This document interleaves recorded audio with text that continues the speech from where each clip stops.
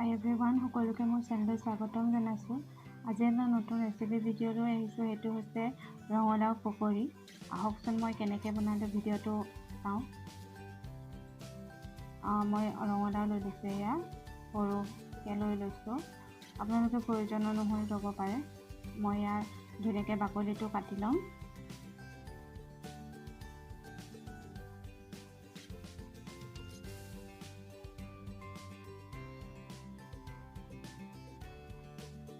আৰু মাজৰ অংশটো এনেধৰণে মই আঁতৰাই দিম। আৰু এইকেইটা সৰু সৰুকৈ কাটি মই এতিয়া বইল কৰিম। তাৰপিছত এতিয়া মই বইল কৰিবলৈ লৈছোঁ কুকাৰত। এতিয়া মই লৈছোঁ অলপ নৰসিংহ পাত আৰু কাটি লোৱা এটা পিঁয়াজ আৰু এটা জলকীয়া আপোনালোকে প্ৰয়োজন অনুসৰি ল'ব পাৰে। এয়া ৰঙালাও বইল হৈ গ'ল। ৰঙালাওখিনি মই এনেদৰে ভাঙি দিছোঁ। ভাঙি কৰি এনেকৈ গুড়ি কৰি ল'ব। ভালদৰে গুড়ি কৰিব যাতে গোটা গোটা ৰৈ নৰয়। তাৰপিছত মই 2 চামুচ ময়দা দিছোঁ।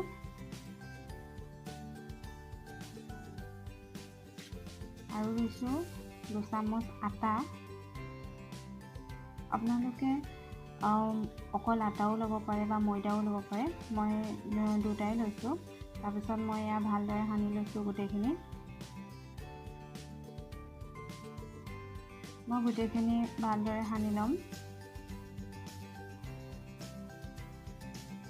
ভালদৰে সানি হৈ যোৱাৰ পিছতে মই পিঁয়াজ দিছোঁ আৰু দিছোঁ নৰসিংহ পাত আৰু জলকীয়াটো যিটো কাটি থৈছিলোঁ মই, সেয়া জলকীয়াটো দি দিছোঁ। আৰু গোটেইখিনি মিশ্ৰণ এতিয়া মই ভালদৰে মিহলাই ল'ম।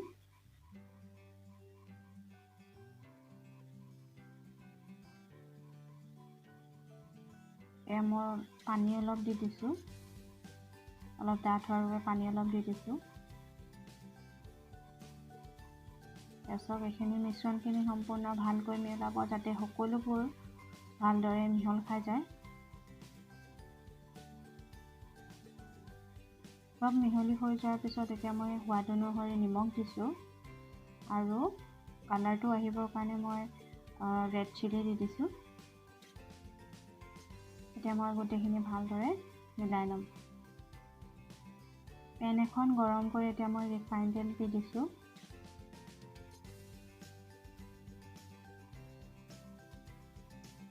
এতিয়া এটা এটাকৈ পকৰিখিনি দি যাম।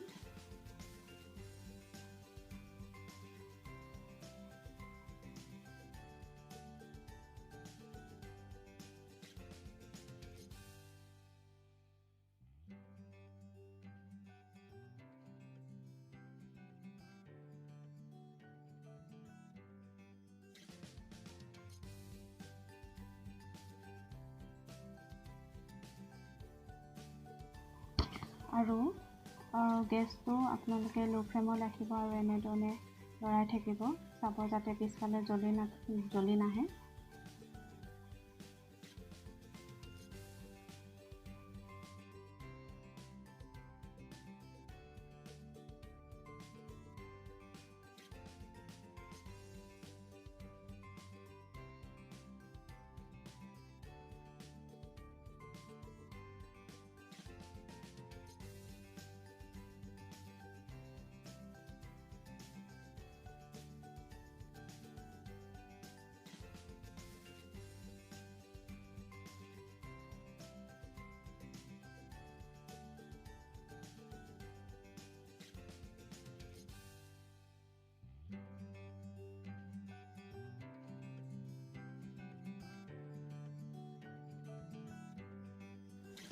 এতিয়া মই বাকী থকাকেইটাও বনাই ল'ম।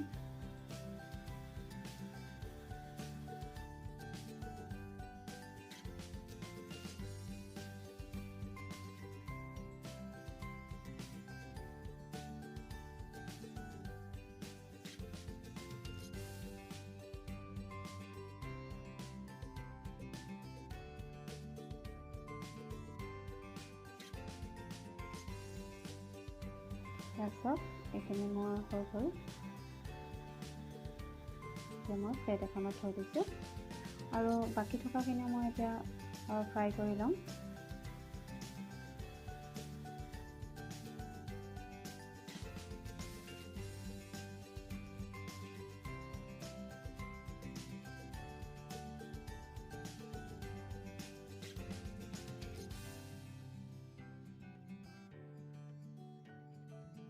তাৰপিছত মোৰ শেষৰ পকৰীখিনিও হৈ গৈছে।